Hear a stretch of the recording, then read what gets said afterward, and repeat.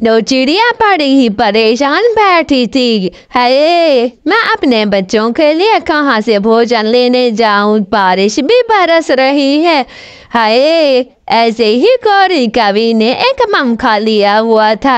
हाय, कितनी ठंडी ठंडी हवा दे रहा है। मीनू चिड़िया इसका काम करने आती है।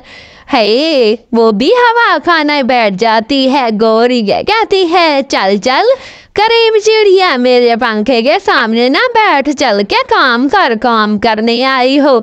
मैं हवा खा रही हूँ। फिर इतनी गर्मी में इससे काम करवाती थी। और मीनू चिड़िया की बिटिया होती है। अरे माँ, गौरी ने आंटी ने कैसे ही पंखा लिया, हमें भी ले दो ना, गर्मी लगती है। हाँ बिटिया, जब काम के पैसे मिलेंगे तो आपको एक पंखा ले दूंगी जो कि हवा झलने वाला होगा। ऐसे ही कह के मीनू चिड़िया चली जाती है और इसकी बेटी पिंकी आ जाती है इसके जग्गू बेटे से मिलने। और आपस में ये अच्छे अच्छे दोस्त होते हैं, जंगल में खेलते रहते हैं।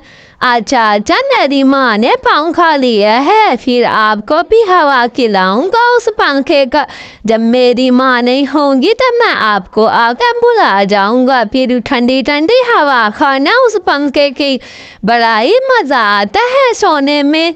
ऐसे ही फिर मीनू चिड़िया गौरी कवि का काम करती और सारा दिन उसके झाड़ू पोछे करती और इसके घर आ जाती है। मेरे जग्गू बेटे का चमका के रखना, एकदम न्यू न्यू लगे उसकी हैप्पी बर्थडे जो आने वाली है।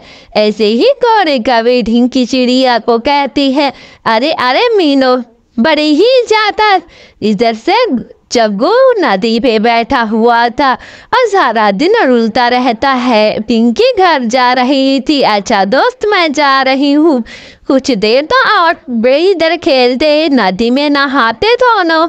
ऐसे ही मीनू चिड़िया बेचारे दाना लेके आती है। इसकी पिंकी भी आती है, बिटिया सारा दिन घूमती रहती हो, चलो घर चले। मम्मा, घर में तो गर्मी है, ठंडी ठंडी हवा भी नहीं आती। इधर जग्गू कौवा नहाई ही जा रहा था।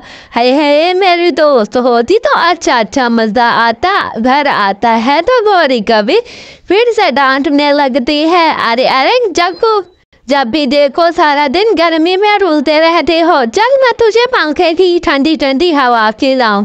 ऐसे ही फिर जग्गू को पकड़ के लेके चली जाती है हवा खिलाने के लिए। और मीनू चिड़िया की बेटी को कैसे ही बुलाने चला जाता। अरे जग्गू, सोचा अब मैंने पंखा चला दिया है, जब भी देखो धूप में रुलते रहते हो, ठंडी ठंडी हवा चल रही है, मम्मा नींद नहीं आ रही। अगले दिन भी सुबह सुबह हो जाती है और ढिंकी चिड़िया अपनी बेटी के लिए परेशान बैठी थी। इधर से मिठू तोता आता है और इसको बर्तन धोने के लिए ले जाता है। अच्छा मिठू भाई, मैं चलती हूँ, मैंने अपनी बेटी के लिए पंखा लेना है, उसको गर्मी बड़ी लगती है। अच्छा, काम करोगी तो पैसे दूंगा।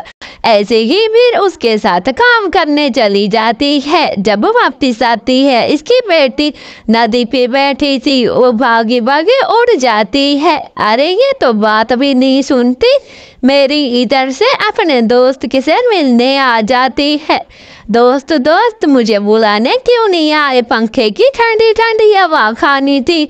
ऐसे ही जग्गू कहता है, आज मेरी माँ मेरे सर पे बैठी थी, मैं कैसे बुलाने आता। फिर ऐसे ही तो न बैठे से तो घर से आवाज आती है, अरे नन्हे पंचो आ जाओ अंदर, जो भी ख्वाहिश है वो सब आपकी पूरी हो जाएगी। दोस्त चलो भागो, इसकी घर की बात नहीं सुनते, ये हमें खा जाएगी। ऐसे ही दोनों भाग जाते हैं, घर के अंदर बिल्कुल नहीं जाते। उधर मीनू चिड़िया घर के पास बैठी हुई थी। आज मुझे गौरी बहन का बहुत सारा काम करना है, उसके जग्गू बेटे की सालगिरह है। ऐसे ही शाम हो जाती है। फिर गौरी कभी अपने बेटे की बर्थडे करती है और सारे ही अपने दोस्तों को बुलाती है। जग्गू जग्गू केक काट, लेकिन जग्गू चुप करके बैठा हुआ था। वो अपनी दोस्त का इंतजार करता है। चल चल काम वाली की बेटी, मेरे जग्गू बेटे की हैप्पी बर्थडे ना खराब कर। फिर उसकी बेटी चुप करके चली जाती है और जग्गू उदास बैठा रहता है।